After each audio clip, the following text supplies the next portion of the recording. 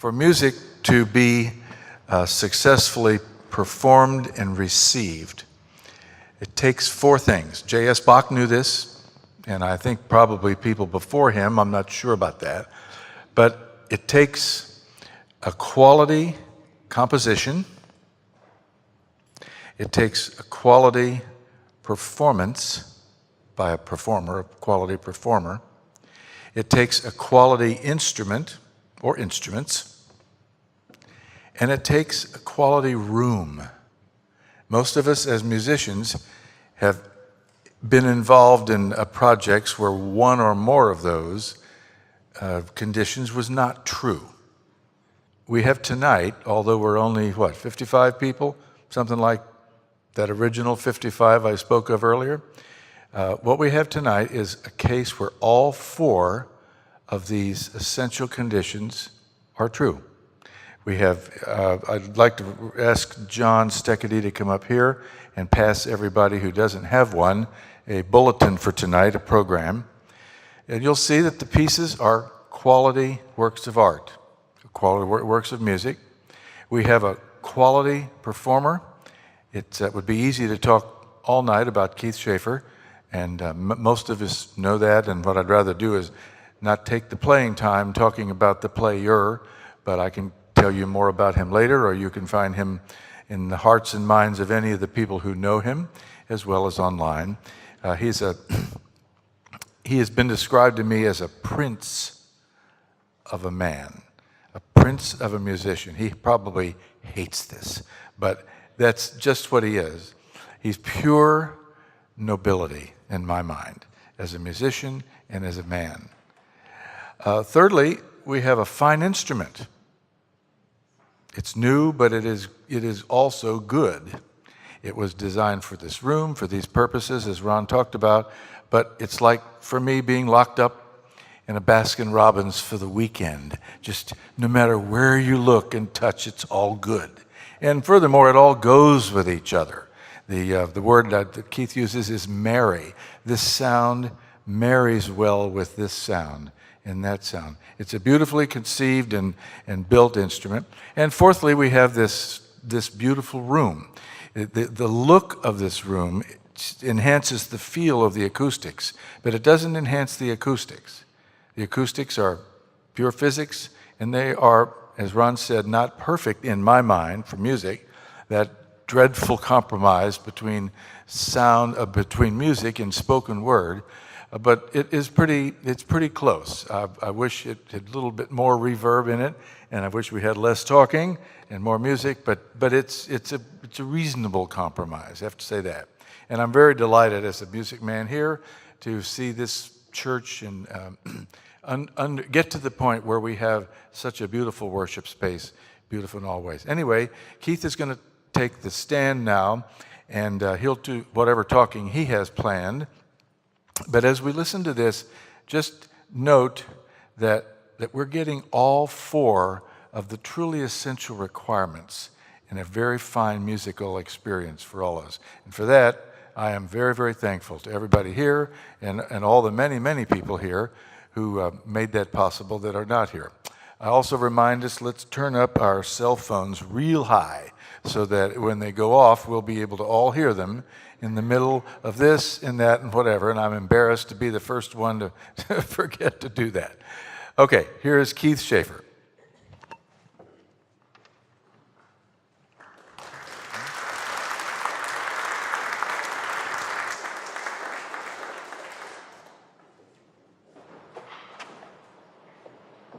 This me?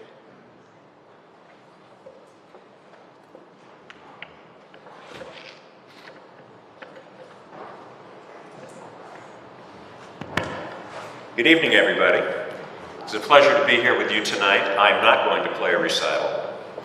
I am going to demonstrate the organ. And just out of curiosity, how many of you are not organists? Uh-oh. Well, some of the notes that are in the program may appear to you to be a little mysterious than if you're not organists, because some of the references you wouldn't understand. But let's just say that this is like demonstrating a symphony orchestra by going through the various sections of the orchestra, pointing out various things with them. Organists, of course, know all of this. They know what we say, the principal chorus, the open diapasons, or the flutes and mutations, or what we're talking about. And as an organist, you're always interested in finding out how those things sound. So I thought tonight I would program music, and I'm not going to play most of the pieces all the way through, only enough to give an idea, so that you can hear much more of the organ individually, its individual sounds. And then there are some things that are that I'll play all the way through and that use all of these sounds in combination. I'd like to first start by saying what a great privilege it was to be involved in this project with this organ and work with Paul and Ron, the members of the First Presbyterian Church and their committees on trying to come up with a solution for the organ challenges. One of the ones that particularly intrigued me was when the committee said that the organ case had to contain 2 movie screens. And I thought, oh my goodness, what's going to happen with that? And then I was surprised to discover that the organ companies that were competing for this project were perfectly familiar with that and had done it before, and it wasn't a problem at all. So that just goes to show you at least how far behind the times I was, because movie screens are not something in church that I'm terribly familiar with. And if I have this right, Paul, I think we have 3. We have one in the center, one on the side, one on this side, and they drop down in front of the organ, and of course the organ isn't used when those are in the way, but that was kind of a little twist to all of this. This organ, as it exists now, is an instrument in its own right, but it is a collection of pipework that came from part of the history of the church. And I'm going to start, one of the first pieces I'll play will let you hear some of the oldest pipes in the organ that date from the 19th century. The general approach to it with the Zimmer Company was that it wasn't to use or reuse old pipework just for the sake of reusing it, but only if it would contribute toward the overall success of the instrument. So it's a great challenge for an organ builder to take existing pipework, marry it to new pipework, add digital samples, which are recordings of organ pipes, and mix all of that up to make an organ that has a cohesive whole to it. And so that was the goal here, and I have to say, I think they did a magnificent job. The Zimmer Company also did the organ at Trinity on the Hill. The console there, we'll start with that, is much different than this one. It's very tall, and the draw knobs are tall this way. The goal with this organ console was to make it as low as possible, which then forced it to be wide, for the reason that we wanted to see over the top of it to be able to communicate better, because it's quite a large instrument, as you can see. It has 3 separate divisions, the choir, the grate, and the swell, and it has a floating division, the solo division, which has some solo stops on it.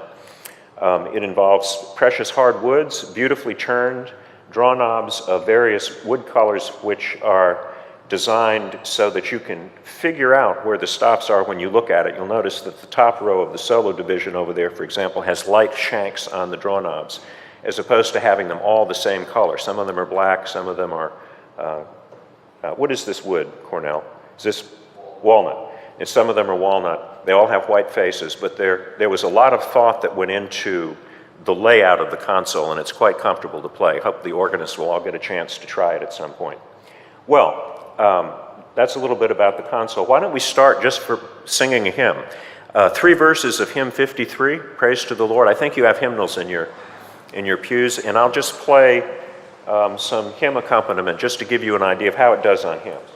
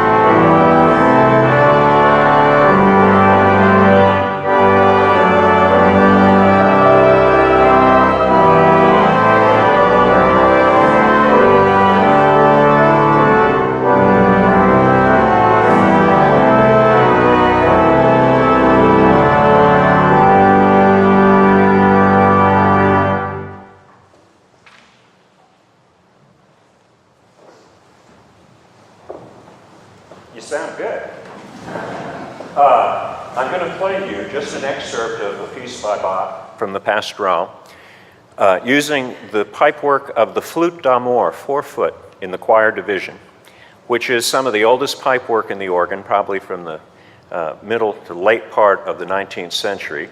And we can assume that as the church went through its various stages of redos and issues that arose, floods and destruction and all of that, that they tried to keep things as they went from one organ to the next. Not unlike what happened with this, which was that the decision to try to use as much of the previous Austin organ that was here and its accumulated pipework, along with some new things. So this is 4-foot Flute d'Amour.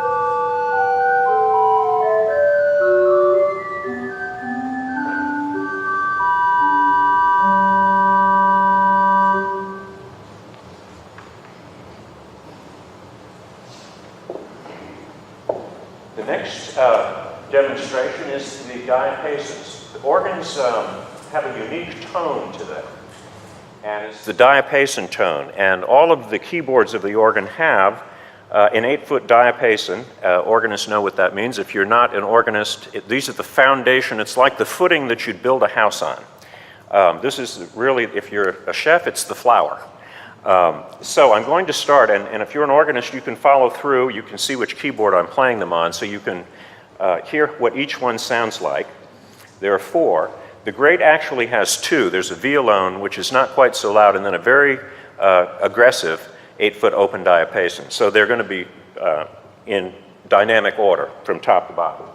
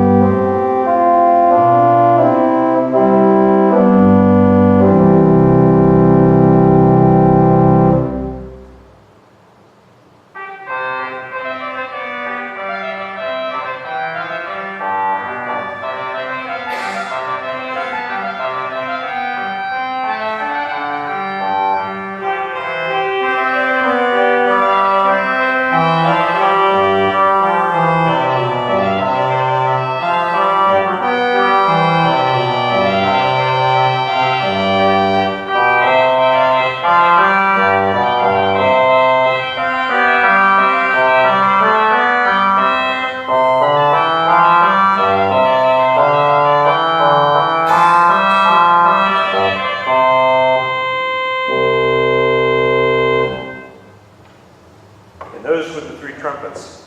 Each of the divisions has its own.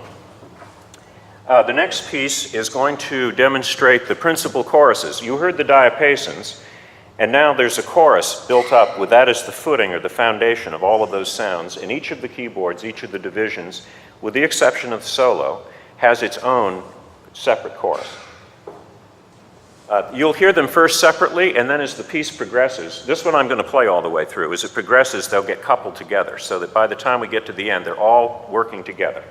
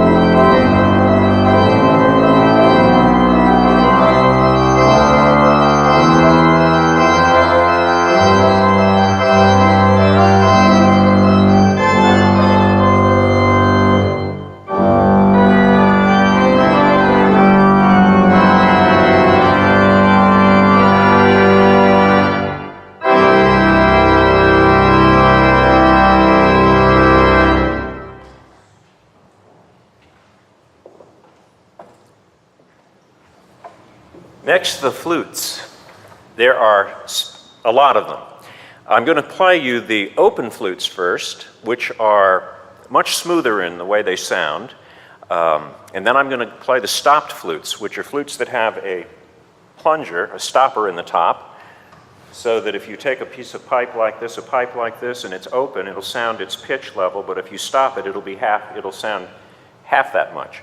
So we start with that, and then the third run-through of the piece of music I'm playing uses the flutes in combination. So first you hear the opens, then you hear the stops, and then you hear the flutes in combination, first 8s and 4s, and then 8s and 2s.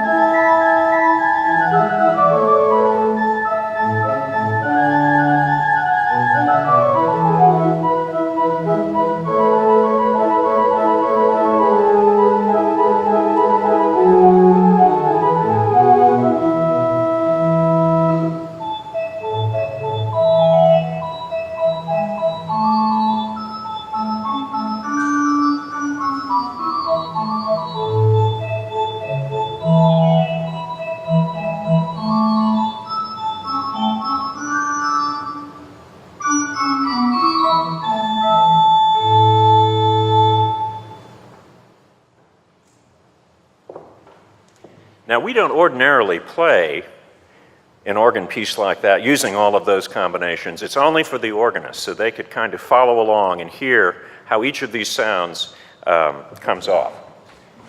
The mutations, that's always a great, organists have these stop names. If you're not an organist, this may sound strange to you, but the mutations are pitches that aren't, if you play a C, for example, and you pull out a mutation, it won't sound a C, it'll sound an E or a G. And they're used in combination with each other to make a particular color for the organ, like a painter uses different colors when they're painting. And so this is a uniquely French kind of tone. There are two sets of cornets on the organ.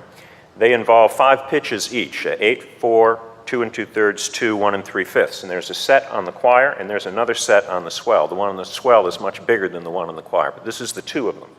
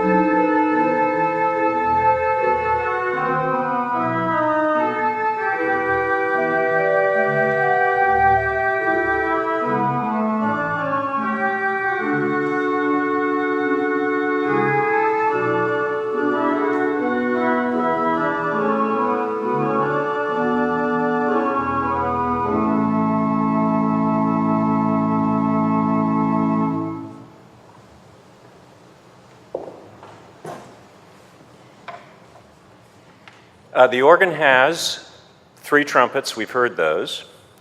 It also has what we like to call the glory horn. It has a big English tuba in the solo division, and I'm going to play that for you now. And if you're an organist, you can hear what the tuba is used against in terms of its accompaniment.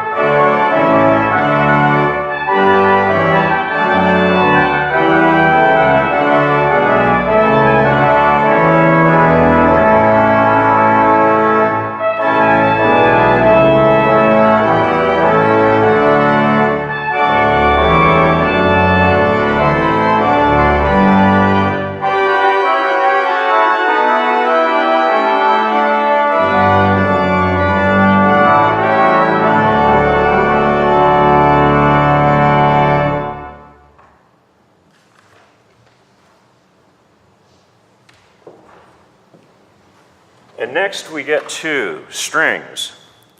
First, the swell flute celeste you'll hear, and then the choir strings, the swell strings, the solo strings, and 2 reeds. The first one, Vox Humana, which translates human voice, is a very unique, distinctive, very soft, kind of a precious little sound.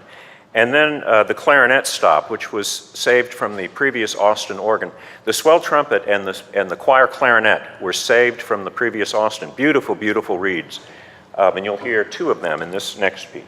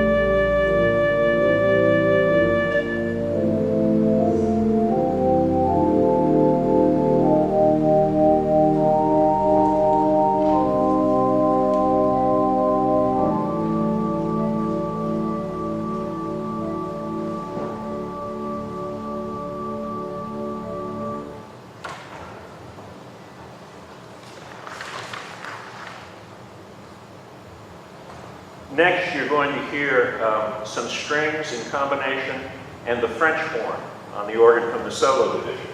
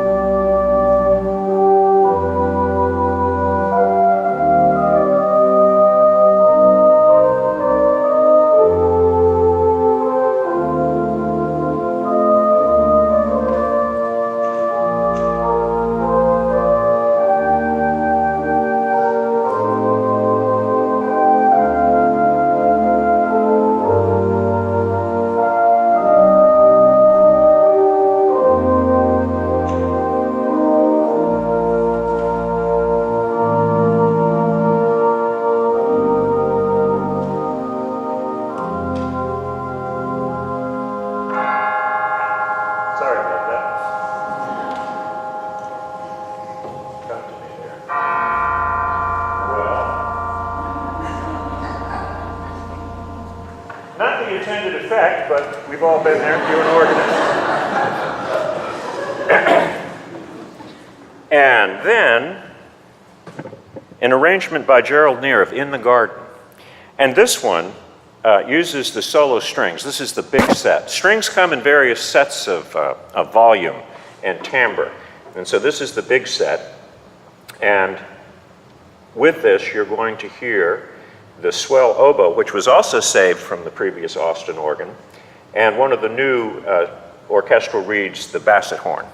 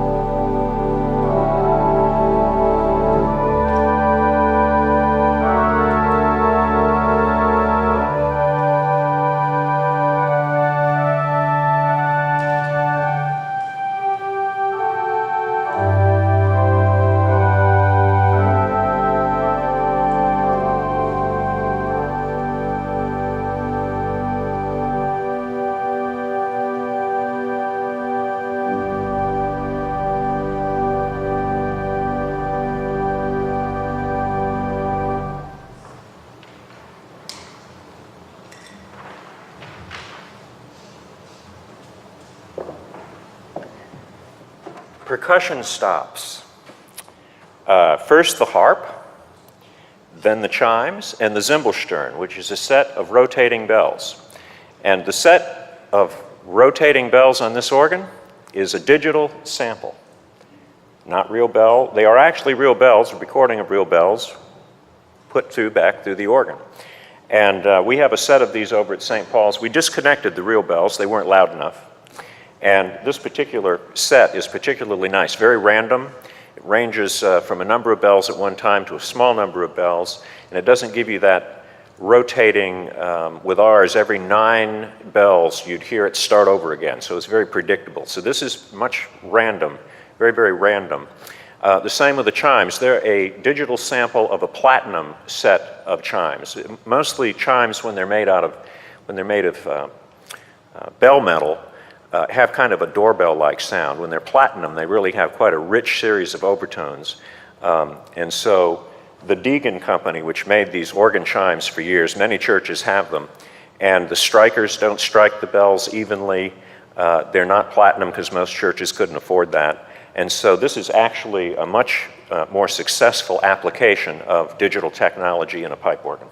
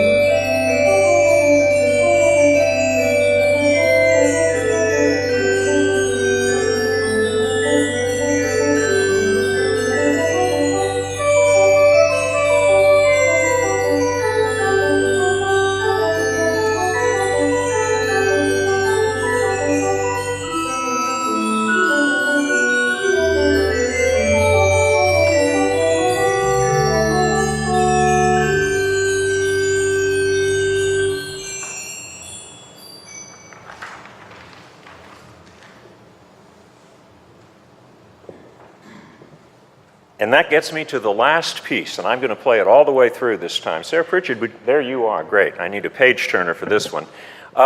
This is going to start, and it's going to have a lot of full organ sound almost all the way through, and at the end, just about as much sound as the organ will make. So if you are wearing hearing aids, you may want to adjust them at this point.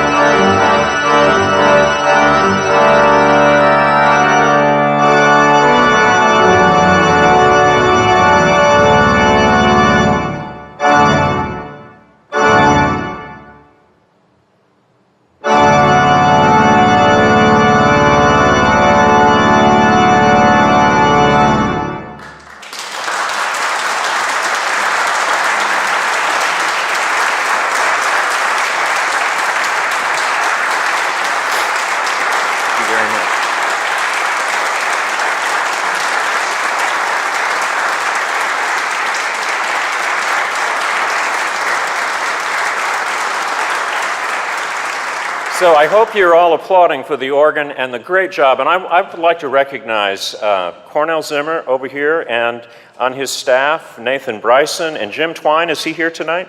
Jim is not here, but he did a lot of the work on the organ too. But Nathan and Cornell, congratulations. Beautiful, beautiful work.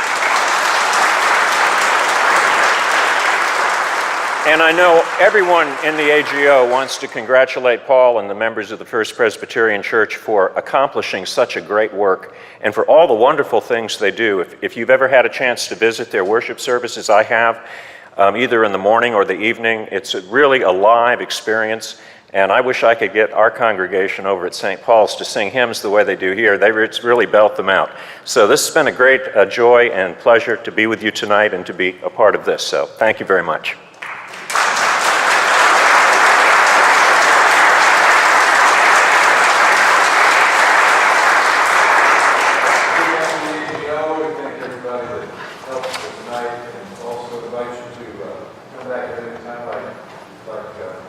Keith said, and let me just close by noting that of the four things that we talked about, which are essential to a great, beautiful experience in music, we have